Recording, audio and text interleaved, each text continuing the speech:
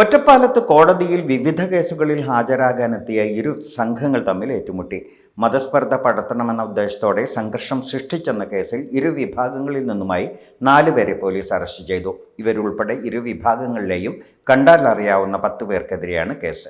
SDPI പ്രവർത്തകരും വരോട് സ്വദേശികളുമായ വീരമംഗലം മുഹമ്മദ് റിൻഷാദ്, കുളമുള്ളി കാജ ഹുസൈൻ, ചുനങ്ങാട് പുത്തൻ പീടിയേക്കൽ മുഹമ്മദ് അലി എന്നിവരാണ് അറസ്റ്റിലായത്.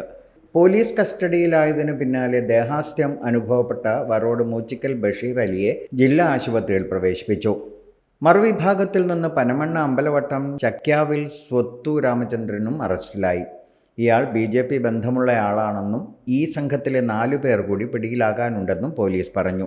ബുധനാഴ്ച രാവിലെ 11:30 ഒറ്റപ്പാലം അഡീഷണൽ ജില്ലാ സെഷൻസ് കോടതി വളപ്പിലായിരുന്നു സംഭവം. ഇരു സംഘങ്ങളും 2 വ്യത്യസ്ത വധശ്രമ കേസുകളിൽ ഹാജരാകാൻ എത്തിയതായിരുന്നു. കോടതി മുറിക്ക് അകത്തുണ്ടായ അസ്വാരസ്യം പുറത്തേക്ക് വ്യാപിക്കുകയായിരുന്നു. പോലീസ് എത്തിയാണ് ഇവരെ കസ്റ്റഡിയിലെടുത്തത്. ഇരു സംഘങ്ങൾ തമ്മിൽ വർഷങ്ങളായി വൈരാഗ്യം നിലനിൽക്കുന്നുണ്ടെന്നും ഇതാണ് കയ്യാങ്കളിയിലേക്ക് നയിച്ചതെന്നും പോലീസ് പറഞ്ഞു. Shoranur DYSP R Manoj Kumar, ഇൻസ്പെക്ടർമാരായ A Ajeesh, V Ravikumar, SI M Sunil തുടങ്ങിയവർ സ്ഥലത്തെത്തി. ആരോഗ്യത്തോടെ ഇരിക്കാം, മികച്ച പരിചരണം ഞങ്ങളുടെ ഉറപ്പ്. Shoranur medical trust, Shoranur. .View news. കാഴ്ചകളാണ് ലോകം, കണ്ടു തുടങ്ങുക.